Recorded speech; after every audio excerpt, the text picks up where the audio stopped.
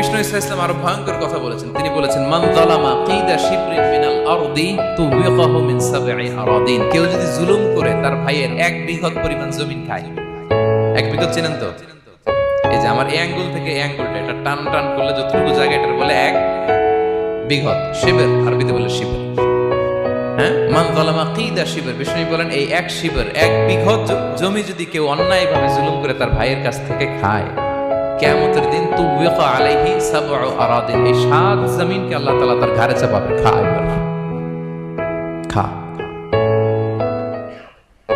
অন্যের জমি খাওয়ার এত শখ ছিল, এবার 7 জমিন ঘাড়ে কর। কিয়ামতের ময়দানে আপনার দেহটার বিশাল আকৃতির করা হবে, এই 7 জমিনকে আপনার কাঁধে তুলে দেওয়া হবে। এজন্য আমরা অন্যের রাইটস, অধিকার যেন নষ্ট না করি, কারো উপর যেন জুলুম না করি, কোনোভাবেই না। আমরা নানাভাবে এই জুলুমটা করি।